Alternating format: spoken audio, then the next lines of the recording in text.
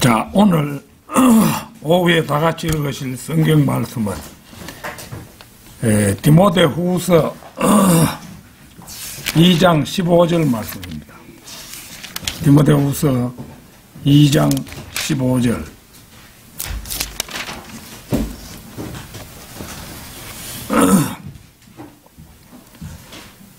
다 찾으신 줄 알고 받들어 읽겠습니다.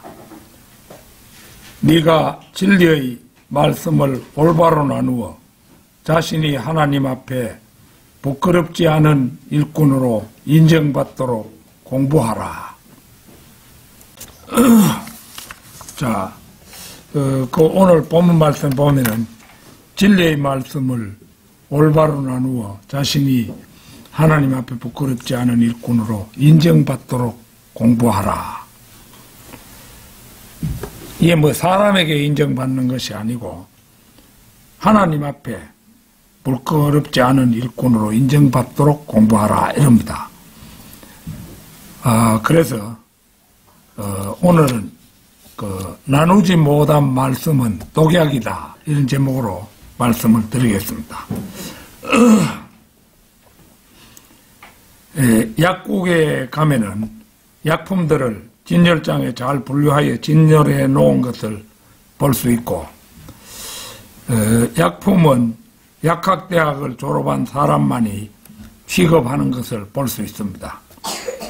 가령 약사 가운데 약품을 처방해야 하는데 B라는 약품을 처방한다면 환자는 몸에 해로운 정도를 넘어, 그러니까 이제 A라는 약품을 처방해야 하는 경우에 B라는 약품을 처방해 버리면은 경우에 따라서는 생명의 위험까지도 감수해야 할 것입니다. 몸에 바르는 약을 먹는 약으로 처방한 경우도 그 폐에는 상상을 불허할 것입니다. 처방하는 약의 분량도 아주 중요합니다. 10mg을 처방할 약을 50mg을 처방한다면 그것은 그대로 치사량이 될 수도 있을 것입니다. 과거에 저희 막내 고모님이 처녀 시절에 병이 나서 이제 용하다는 약을 소개받아서 어떤 사람을 통해서 그 약을 지어왔습니다. 그런데 약을 지어다 둔 심부름꾼이 먹을 분량을 잘못 알려주는 바람에 보름치나 되는 약을 3일 만에 먹는 바람에 큰 사고가 터졌습니다. 그 사람이 안 죽은 게 다행이죠. 그러자 이제 소화기관이 크게 손상을 입어 병원으로 실려가 여러 달을 입원을 해야 했고, 그 후에도 여러 해를 치료하느라 곤욕을 치러야 했던 일이 기억납니다.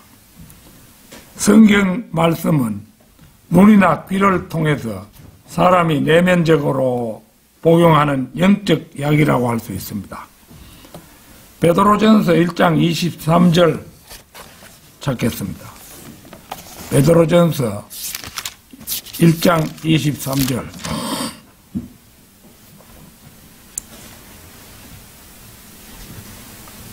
너희가 거듭난 것은 썩어질 씨로 된 것이 아니라 썩지 아니할 씨로 된 것이니 살아있고 영원히 거하는 하나님의 말씀으로 되었느니라. 이게 사람이 거듭난 것도 하나님의 말씀으로 되었다 이거예요.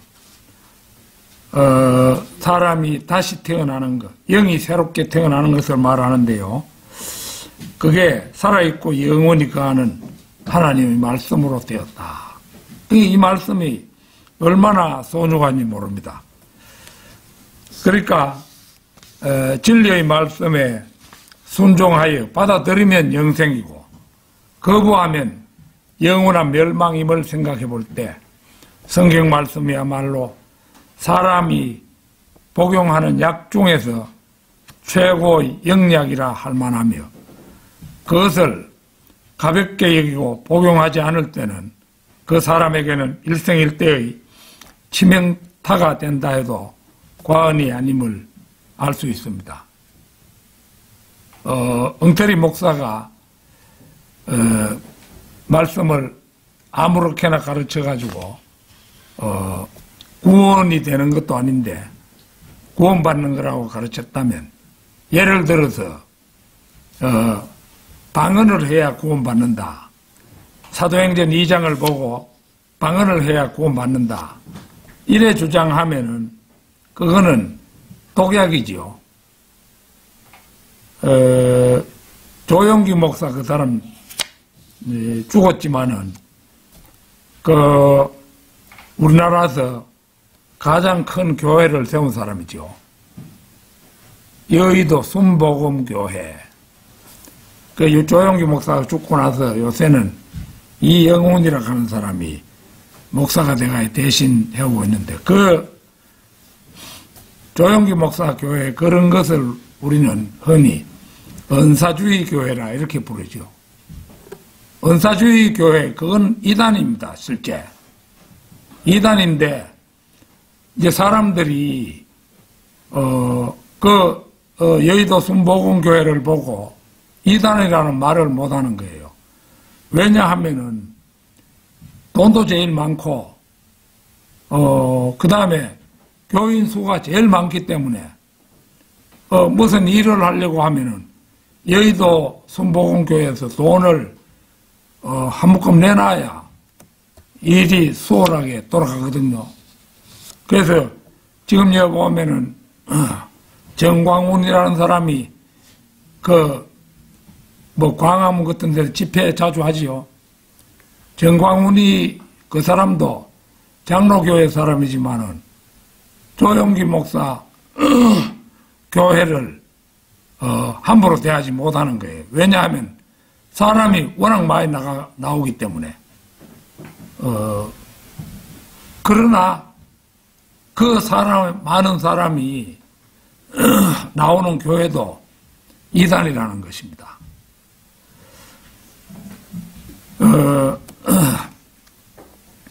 그래서 방언을 강조하는 교회는 방언을 받아야 구원받았다, 이렇게 인정하는 거예요. 그래야 목사가 설교 시간에도 그렇게 말하고 이렇게 하는데, 사실 방언 그거는 마귀 방언입니다. 언어가 아닌 것을 말처럼 찌꺼리는 것이죠. 여기서는 이제 복용하지 않는 것은 어디까지나 논외로 치고, 복용하는 사람 가운데서 말씀들을 잘못 복용하는 경우에 한해서 심각한 부작용을 집중적으로 살펴보고자 합니다. 심각한 부작용, 이런 게 내가 조금 전에 예로 든 방언 같은 거, 이런 게 거기에 해당하는 거예요.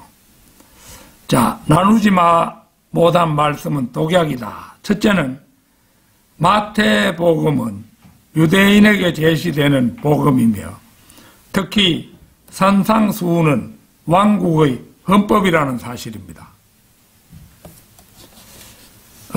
그런데 이제 말씀을 이렇게 보면은 왕국의 헌법, 이제 이러면은 유대인에게 적용되는 말씀이다, 왕국의 헌법이다. 이렇지만은 그 말씀을 영적으로 적용하는 경우에는 우리 교회시대 성도들에게도 적용될 수 있다는 것입니다. 특히 이제 마태복음에 나오는 산상수훈은 마태복음 5장에서 7장에 걸쳐 나오는 그 산상수훈은 왕국의 헌법에 해당하는 그런 헌법 말씀이죠. 산상설교가 행해지던 무렵에는 그리스도인이 없었고 12사도도 없었으며 단 하나의 지역교회도 없었습니다. 이 시기는 십자가 이전으로 예수 그리스도의 죽음과 장사와 부활에 대한 지식이나 거듭남에 대해 아는 사람이 한 사람도 없었습니다. 따라서 산상설교는 앞서 말한 대로 천년 왕국의 헌법입니다. 그러나 왕국의 헌법이라고 해서 천년 왕국에만 적용되지 않고 그 전에 왕국으로 들어가기 위해서 지켜야 할 규례도 포함됩니다. 예컨대 마태복음 6장 9절에서 13절 이른바 주기도문은 환란시대에 적용됩니다. 따라서 이 산상수훈은 왕국이 임하기 이전 상황 속에서 임할 왕국을 바라보고 왕국이 오기 전에 해야 할 일들과 왕국이 임한 상황에서 지켜야 할 규례들에 대해서 말씀하는 그런 것이라고 할 수 있습니다. 근데 지금 개신교에 다니는 사람들 중에는 산상수훈 이거야말로 그러니까 그런 사람들에게는 사도 바울이 쓴 14권의 복음서 서신서 이거를 사도 바울이 쓴 거고 그거는 이제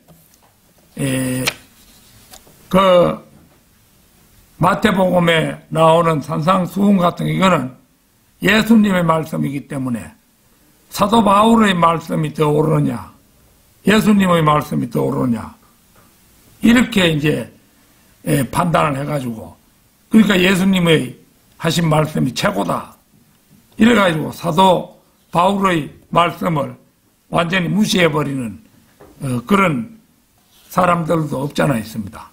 그런데 사실은 신약 성도들에게는 사도 바울의 말씀이야말로 가장 귀한 말씀이죠.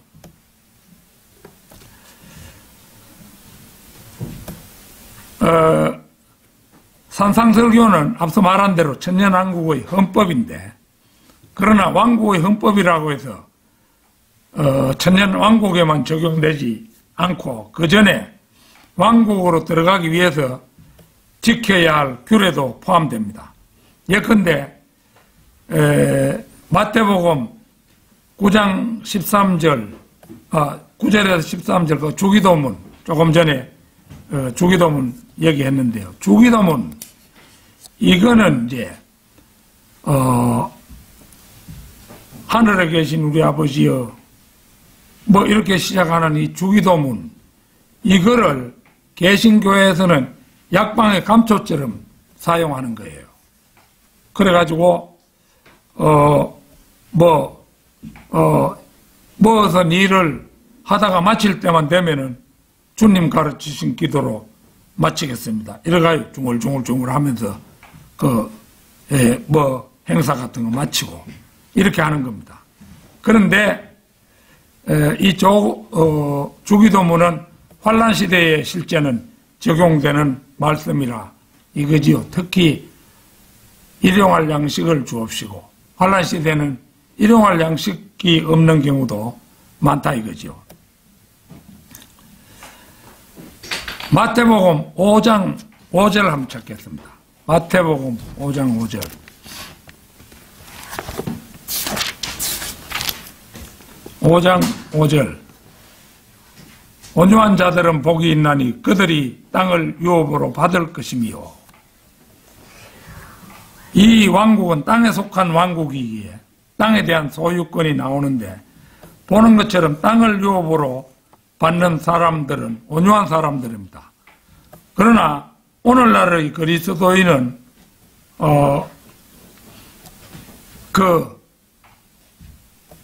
온유하다고 해서 땅을 유업으로 받는 것이 아니죠. 만일에 그리스도인들이 땅을 유업으로 받는다면 부동산 값이 올라갈 때 팔아가 있으면 최고로 좋겠지요. 그러나 이거는 천년왕국의 헌법이기 때문에 오늘날 적용되는 말씀이 아닙니다.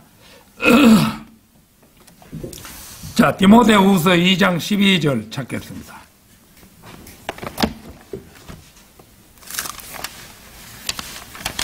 디모데후서 2장 12절. 우리가 참으면 우리도 그와 함께 다스릴 것이요 우리가 그를 부인하면 그도 우리를 부인할 것이라. 보는 것처럼 이 땅에 대한 유업은 유대인에게나 그리스도인에게나 선물이 아니라 행위에 대한 보상입니다. 왕국 때 유대인에게 적용되는 본문들은 은혜 시대에 교회에 적용되는 말씀과 많은 부분에서 상충됩니다. 그래서 성경을 잘 모르는 사람은 성경에 모순이 있다고 생각하기 십상이고, 무턱대고 성경을 믿으려고만 하는 사람은 이러한 모순을 해결하기 위해 궁여지책으로 자신에게 적용되기 어려운 부분을 영적으로 해석하며 경우에 따라서는 이것은 단지 이러이러한 의미일 뿐이야, 이렇게 해서 축소해서 말하기 일쑤입니다. 성경의 모순이 아닌 모순으로 인정되는 난해 구절들을 두세 가지만 살펴보도록 하겠습니다. 마태복음 5장 22절 찾겠습니다. 마태복음 5장 22절. 내가 너희에게 말하노니 까닭 없이 자기 형제에게 노하는 자는 누구나 심판의 위험에 처하게 될 것이며, 자기 형제에게 락하라 하는 자는 누구나 공회의 위험에 처하게 될 것이요, 또 어리석은 자라 하는 자는 누구나 지옥불의 위험에 처하게 될 것이라. 다시 이제 이 말씀하고 대조하기 위해서 고린도전서 15장 36절 한번 찾겠습니다. 고린도전서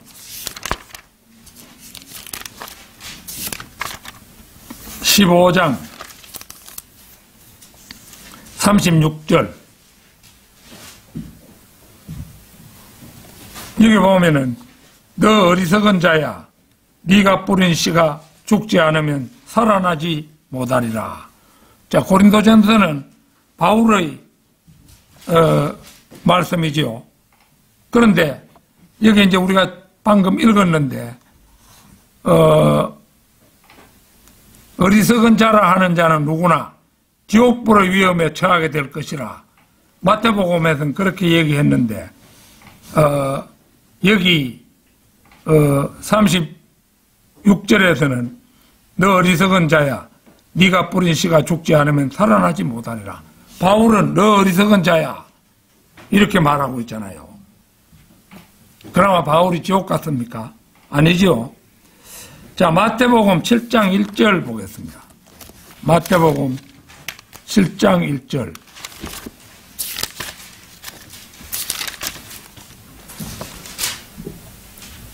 판단하지 말라. 그리하면 너희도 판단받지 않을 것이라.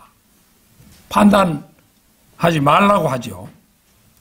자, 고린도전서 2장 15절 한번 보겠습니다. 고린도전서 2장 15절.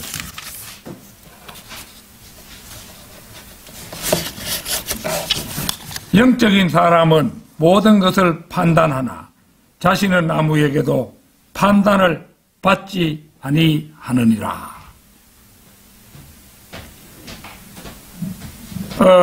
두 말씀을 살펴보면 정면으로 서로 상충하고 있죠.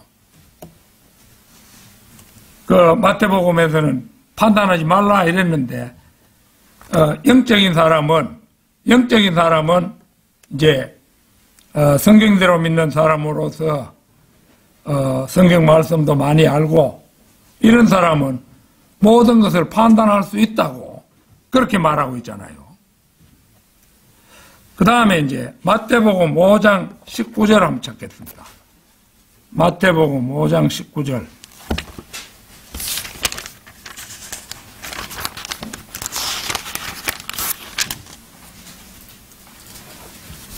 그러므로 누구든지 이 계명들 중에서 지극히 작은 것 하나라도 범하고 그렇게 가르치는 사람은 천국에서 가장 작은 사람이라 불릴 것이요, 누구든지 계명들을 행하고 가르치는 사람은 천국에서 큰 사람이라 불릴 것이라. 이런데 로마서 3장 21절 한번 찾겠습니다. 로마서 3장 21절.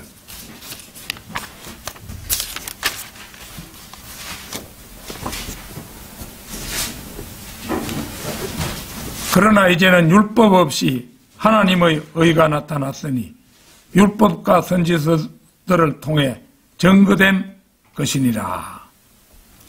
이 두 곳의 말씀을 비교해 보면 마태복음에서는 율법의 계명을 지켜야만 한다고 말하나 바울 서신에는 율법 없이 하나님의 의가 나타났다 이렇게 말하고 있습니다.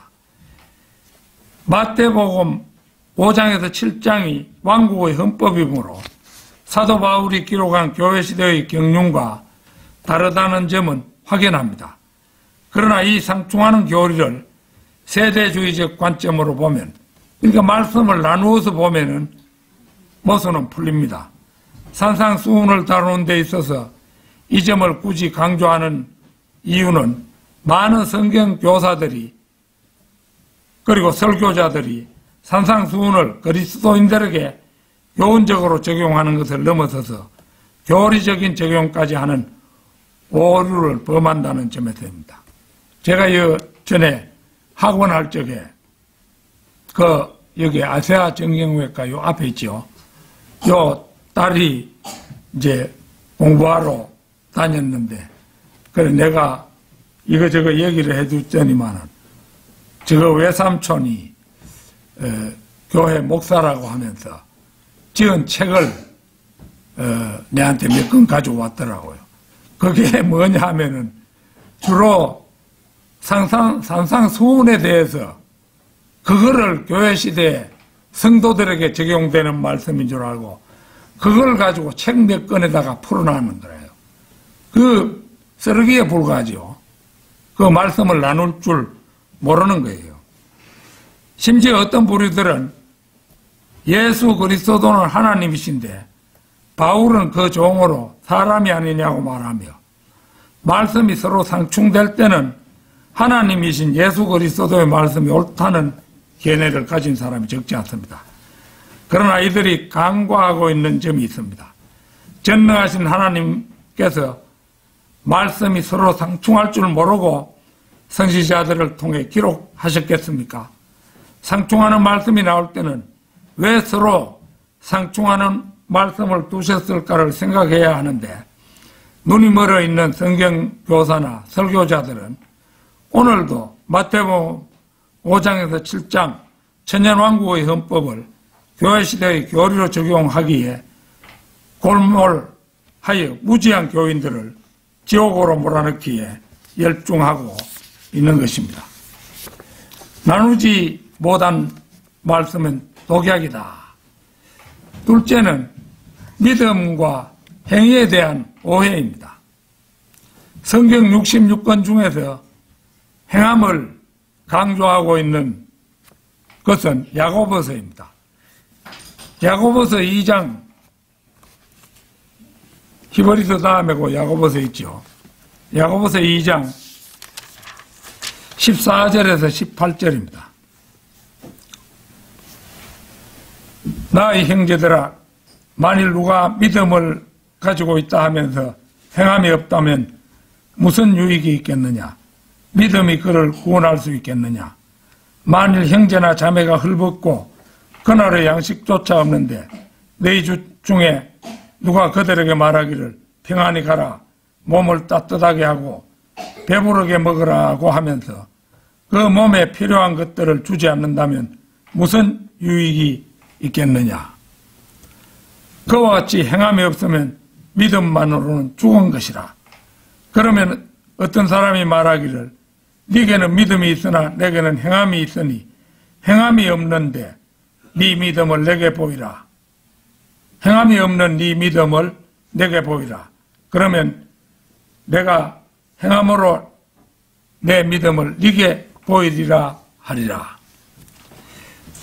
이 일련의 말씀은 캠벨주의자들이나 몰몬교, 그리스도의 교회, 안식교, 은사주의자들, 로마 카톨릭, 루터교회, 장로교 등과 같은 수많은 교파들이 너도 나도 붙잡고 매달려 금과 옥조로 삼는 구절들이 바로 이 말씀들입니다.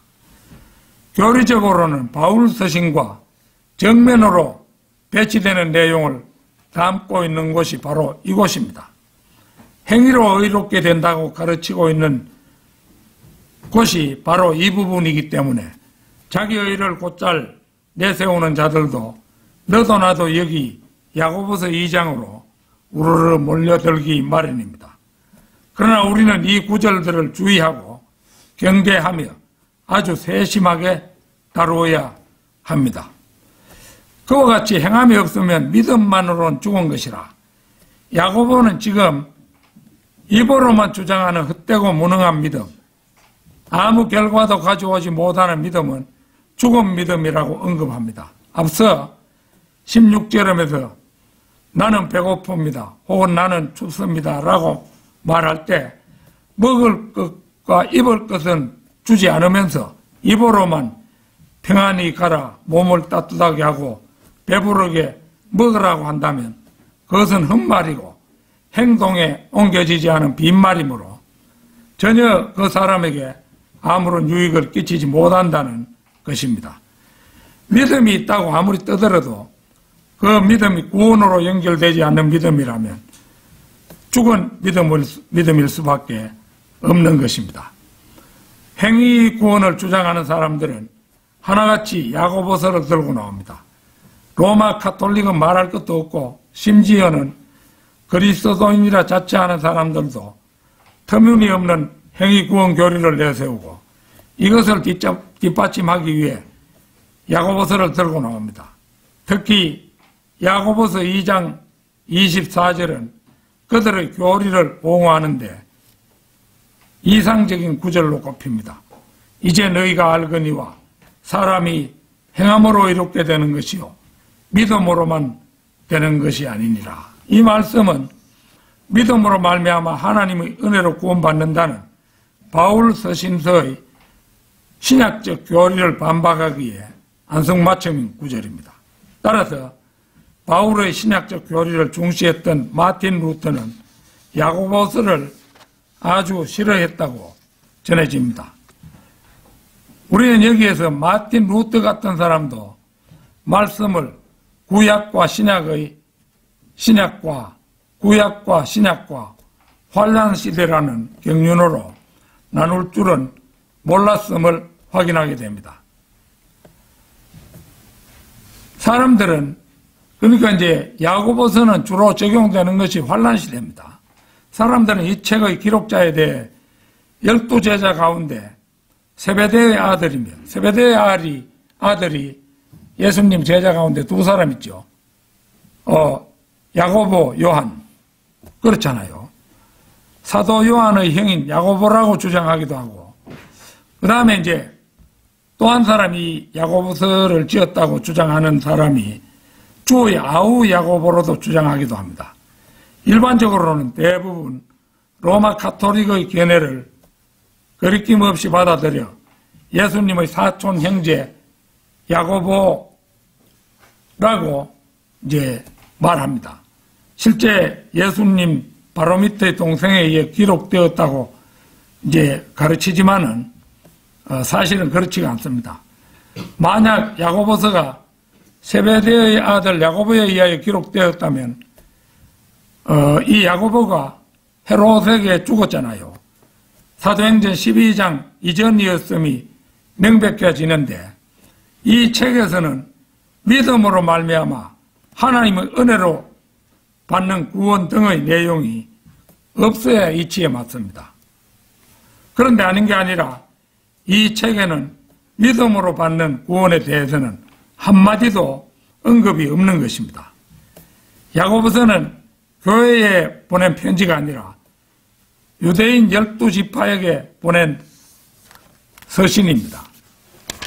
자, 야고보서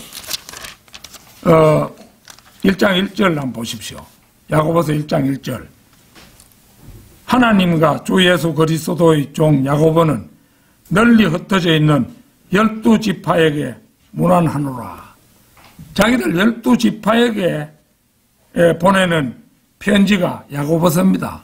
그러니까 교회 시대 우리에게 보내는 그런 말씀이 아닌 것이에요. 그래서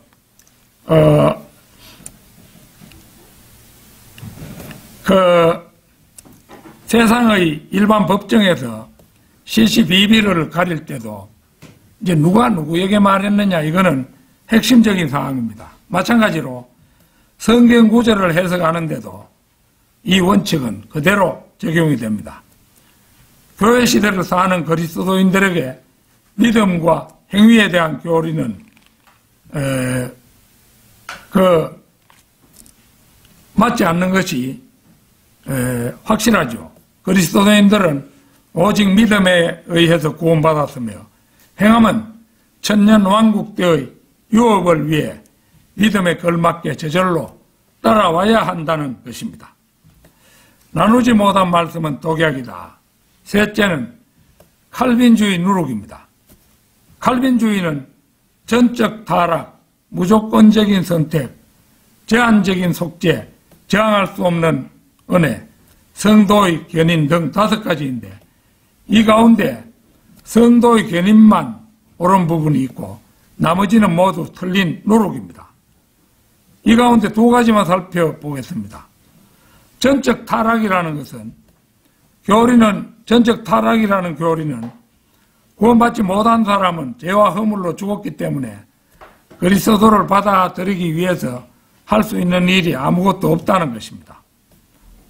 그런데 이제 우리가 오전에도 이 말씀을 살펴보았습니다만은 데살로니가전서 1장 4절 한번 찾아볼까요? 데살로니가전서 1장 4절.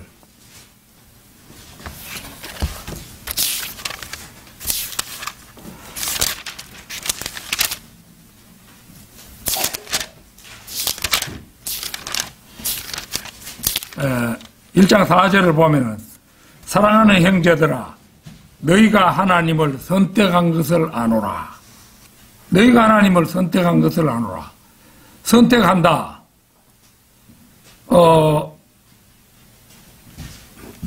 여기에 물컵이 있습니다. 요걸 마시느냐 안 마시느냐는 나의 의지의 문제이죠. 내가 마시고 싶어서 이렇게 마시면은 내 의지에 의해서 마신 거죠. 이런데도 의지가 적용이 됩니다. 그 선택하는 데는 의지가 따르는 것입니다. 이것을 할까, 저것을 할까, 이렇게 선택할 때도 자기 의지를 필요로 하죠. 사람에게는 선택의 의지가 있습니다. 그런데 개역 성경을 보면은 완전히 우리 킹제임스 성경과는 정반대로 되어 있어요. 우리 성경에는 사랑하는 형제들아 너희가 하나님을 선택한 것을 아노라 이렇게 되어 있는데 개역 성경에는 하나님의 사랑하심을 받은 형제들아 너희를 택하심을 아노라. 너희를 택하심을 아노라. 하나님이 택했다는 거예요. 우리 킹제임스 성경은 우리가 하나님을 택했다는 거고 개역 성경에는 하나님이 너희를 택했다. 하나님이 우리를 택했다. 이렇게 되어 있으니까 칼빈주의를 뒷받침하고 있죠. 너희를 택하심을 아노라. 이거 하나님이 택했다는 거니까.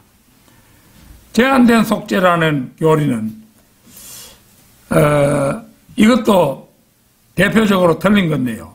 그리스도께서는 오직 선택된 자들만을 위해 죽었다고 하나님께서 죽으셨고 하나님께서 택하신 사람들 외에는 누구를 위해서 한 방울의 피도 흘리지 않으셨다는 교리입니다. 그러나 이것은 하나님에 대한 추악한 불경입니다.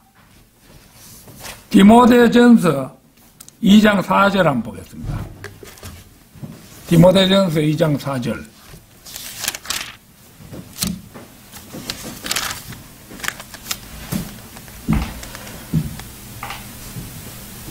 하나님께서는 모든 사람이 구원을 받고 진리의 지식에 이르기를 원하시느니라. 그 뒤 6절도 보겠습니다.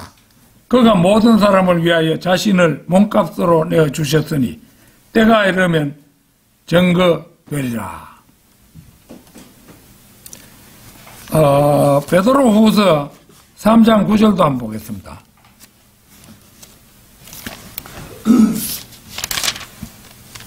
(3장 9절) 주의 약속은 어떤 사람들이 더디다고 생각하는 것 같이 더딘 것이 아니라 오직 우리에 대하여 오래 참으시어 아무도 멸망하지 않고 다 회개에 이르게 하려 하심이라. 이들 구절을 보면 제한된 속죄라는 말은 절로 쓸 곳을 잃어버립니다. 무한한 속죄라고 해야 말이 맞죠. 기독교인들 가운데 압도적으로 많은 교인을 자랑하는 것이 소위 우리나라 장자교단이라고 부르는 장로교 교단입니다. 이들은 우리나라 기독교인의 약 80%를 차지하는데 창세 전에 선택받았다며 칼빈주의를 전적으로 신뢰하는 쪽이 바로 그들입니다. 우리나라가 기독교인이 많기로 세계적인 국가이지만 구원받은 사람이 매우 적은 이유가 바로 이 칼빈주의 누룩 때문이라는 사실을 정작 그들 자신은 깨닫지 못하고 있는 것이 현실입니다. 나누지 못한 말씀은 독약이다. 넷째, 성령님께서는 신약 성도들 안에 영원히 내주하신다는 것입니다. 자, 우리 구원받은 사람들은 구원받을 때 기도하는 순간에 제 안에 들어오셔서 제 혼을 구원해 주십시오. 이렇게 구원하잖아요. 기도하잖아요. 그러면 성령님이 그 즉시 들어오시는데 한 번 들어온 성령님은 떠나지 않지요. 영원히 우리 안에 거하게 됩니다. 구약시대의 성령님은 사울왕의 경우 한 번 떠난 후 다시 돌아오지 않았습니다. 삼손의 경우는 떠났다가 마지막에 다시 돌아왔으며 마지막에 내게 힘을 달라고 이들에게 원수를 갚을 수 있도록 해달라고 이렇게 기도하면서 두 기둥을 끌어안고 자기가 몸을 숙이니까 그게 건물 전체가 무너졌잖아요. 그게 막판에 성령님이 삼손에게 돌아왔는 거라요. 그 다음에 다윗의 경우는 한 번 들어오셔서 끝까지 떠나지 않으셨습니다. 요한복음 14장 16절 찾겠습니다. 요한복음 14장 16절.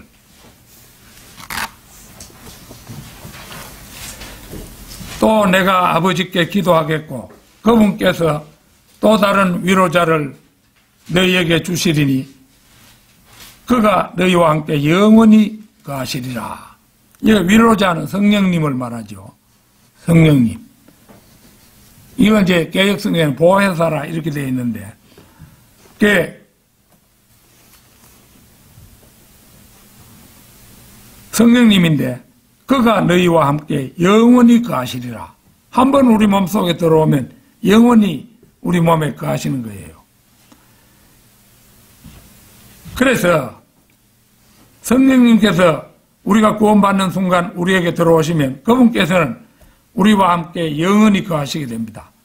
구원받고도 성령을 받지 못하면 아무 소용이 없다거나 우리가 성령을 슬프게 해서 그분이 우리로부터 떠나가시면 우리의 구원이 아무 쓸모가 없다고 말하는 은사주의자들, 은사주의의 대표가 조용기 목사교회, 그게 은사주의라고 했죠.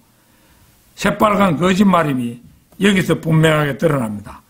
우리는 구원받는 순간 성령님을 우리 안으로 모셔드리지요. 그리고 영원히 그분을 모시고 그와 함께 살게 됩니다. 요한복음 14장 17절 보겠습니다. 진리의 영인 그를 진리의 영은 바로 성령이죠. 세상은 영접할 수 없으니 이는 세상이 그를 보지도 못하며 또한 알지 못하기 때문이라. 그러나 너희는 그를 아나니 이는 그가 너희와 함께 거하시며 또 너희 안에 계실 것임이라. 세상은 성령님을 영접할 수가 없다고 말씀하십니다.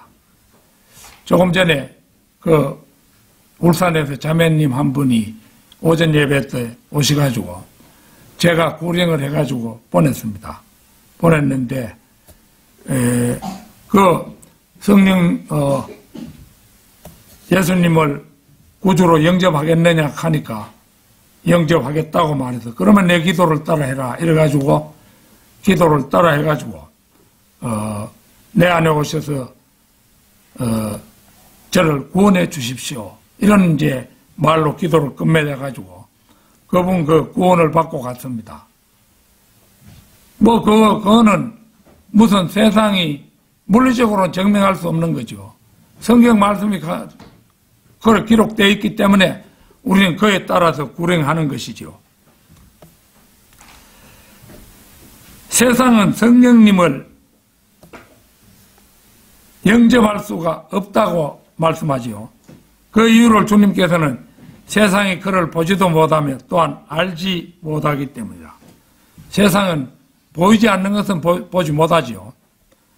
성령께서는 영이시기 때문에 육신적인 눈으로는 절대로 보이지 않기 때문입니다. 우리는 이제 영접기도 따라 하시겠네. 따라 한다 하면 그러면 내가 기도하는 따라 하십시오. 이러면은 이게 따라 합니다. 따라하는 입으로 고백하여 구원에 이르느니라. 이게 성경 말씀이거든요. 그렇게 따라했으니까 성경 말씀에 의해서 구원받은 게 확실하잖아요. 그걸 믿는 게 구원이에요. 성령님께서는 영이시기 때문에 육신적인 눈으로는 절대 보이지 않습니다. 너희는 그를 아나니 그러면 성도들은 성령님이 자기 안에 있는 것을 무슨 수로 알까요? 그가 너희와 함께 거하시며 또 너희 안에 거하실 것이라고 말씀하고 있기 때문에 안다는 것입니다. 우리는 주님의 말씀을 통해 그분이 우리 안에 계심을 믿음으로 압니다.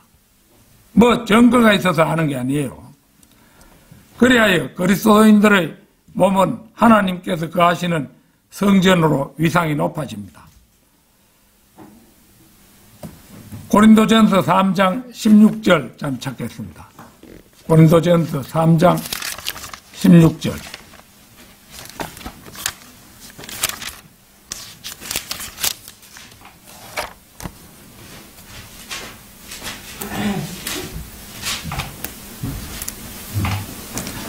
너희가 하나님의 성전인 것과 하나님의 영께서 너희 안에 거하시는 것을 알지 못하느냐. 자, 이거 구원받은 그날부터 우리는 예수님 성령을 영접했으므로 그날부터 우리 몸이 성전이 되는 것입니다.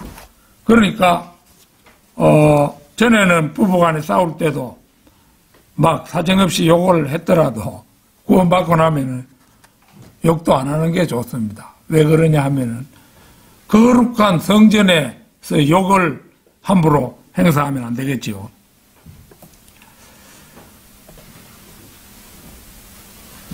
그렇지만 이 나라에 들어온 은사주의는 방언을 해야 성령을 받는 것이라는 누룩을 정교단에 퍼뜨렸습니다. 방언은 사도행전 2장을 읽어보면 분명히 외국어인데 이들이 하는 방언은 이상한 소리에 불과한 마귀의 방언입니다. 이 나라 방방곡곡에 있는 예배당에 가보면 저녁마다 방언을 한다고 봄밤 들판의 개구리들처럼 와글거리는데 이들은 이렇게 마귀 역사를 성령의 역사로 잘못 알고 놀아나다가 종당에는 지옥으로 떨어져 가고 마는 것입니다. 우리 고향교회 방언 아주 심하게 합니다. 방언을 막 심지어 통역하고 이렇게도 하는데 밤에 교회에 가보면 막 와글와글 하는 거예요. 방언한다고. 우리 고향교회는, 조용기 여의도 순복음교회가 아닌데도 그 방언이 들어와가지고 방언이 진리인 줄 알고 밤마다 와서 와글와글 하는 거예요. 그러면 지나가던 어른들도 이거 뭐가 이렇게 시끄럽나 해가지고 막 와가지고 창에 이렇게 기대가 들어보고는 별소리가 다 나거든요. 이 사람은 이런 소리, 저 사람은 저런 소리 막 해서 하니까, 들으면서, 그 동네 아저씨들이 웃고 야단입니다. 그래서, 그게 착각하는 거죠. 그 사람은 이제 죽고 나서 하늘나라 간다고 생각했겠는데, 죽어서 눈 떠보니까 지옥인 그런 사람이 되는 거죠. 자, 결론적으로 네가 진리의 말씀을 올바로 나누어 자신이 하나님 앞에 부끄럽지 않은 일꾼으로 인정받도록 공부하라. 이 공부하라 이 말이 아주 중요합니다.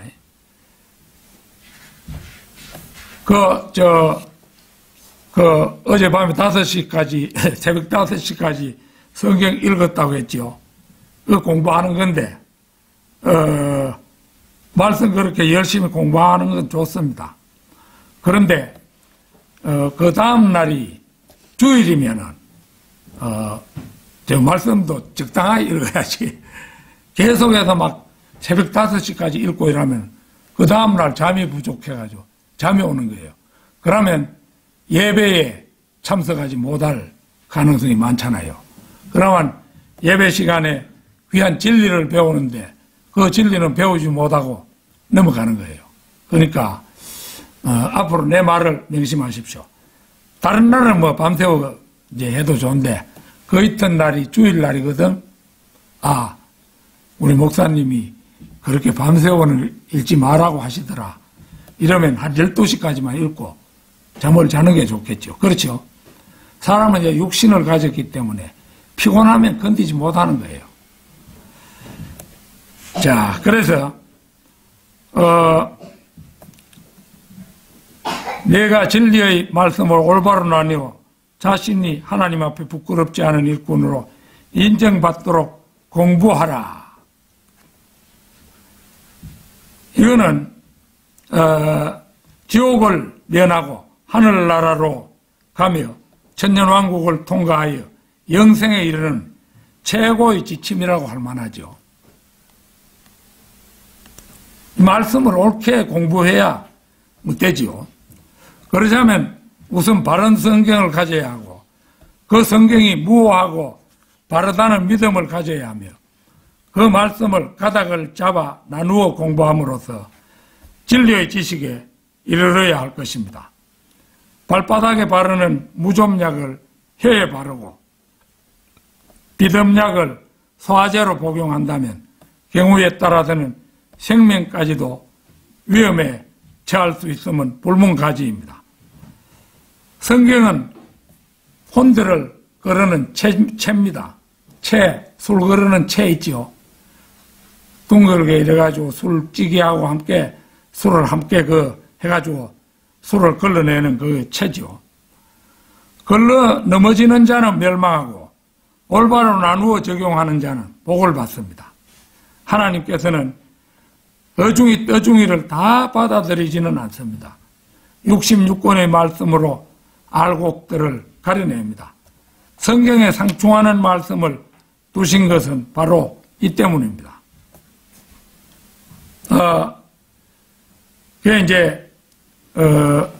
그 성경, 예를 들어서 아까 다 설명했죠. 아무쪼록 말씀을 올바로 나누어서 신약 성도들에게 해당하는 말씀이냐, 그 다음에 대환란 시대에 해당하는 말씀이냐, 구약 성도에게 해당하는 말씀이냐, 이걸 잘 판단해가지고 그렇게 공부를 해야 되겠죠. 그래서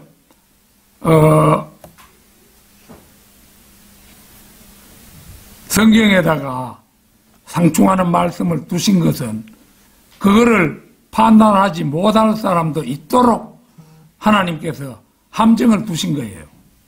하나님은 그냥 아무에게나 애따 먹으라 하고 구원을 주시는 게 아니에요. 잘 판단하고 올바르게 공부한 사람에게 영생을 주시는 분입니다. 그래서 아무쪼록 말씀을 올바로 나누어 하나님 앞에 부끄럽지 않은 성도 여러분이 되시기를 바람하지 않습니다. 다 같이 기도드리겠습니다.